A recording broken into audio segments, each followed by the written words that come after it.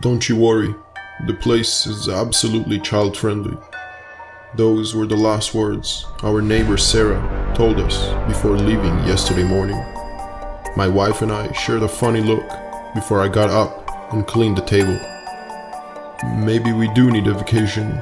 After all, it's been a year now since we've been to the beach, and this new camping site seems like there's a lot of fun activities to do, she said, trying to sound as if she's thinking about it, but failing to hide the fact that she's actually excited about the idea. I was working overtime for a few days, and my wife wasn't getting any luck finding rest working at the hospital. After all, our 6-year-old daughter, Libby, had been getting straight A's, so we might as well go ahead and treat ourselves a little trip during the weekend. So after lunch, we went on a surprise camping trip to Ashbury Woods, no further than 10 kilometers from our neighborhood. Just like Sarah said, it was quiet, rarely any signs of wild animals, and close to a lake where I can finally teach my daughter how to fish. Just like any other modern-day parent, I learned how to set up a tent on the internet, causing us to set camp longer than expected. Strange enough, while we were setting up camp, Libby was looking into the woods, as if she was looking for something. "Libby, what are you looking at?" I asked.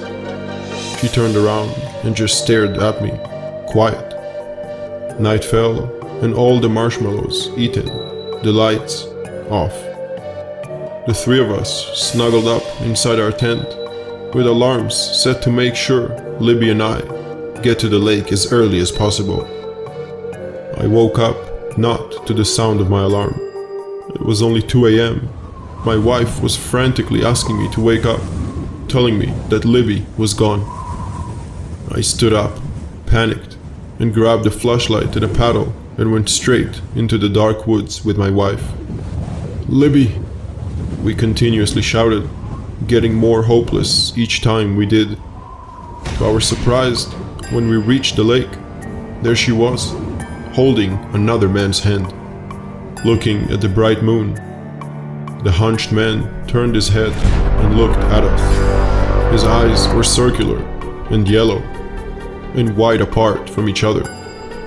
His head was shaped like a football, and long locks of dark hair flowed down from its head and onto his broad shoulders.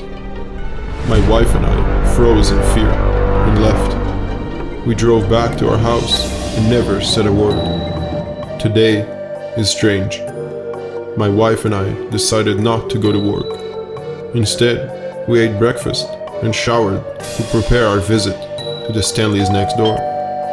They just have to try going to this new camping spot at the Ashbury Woods. After all, it's absolutely child-friendly.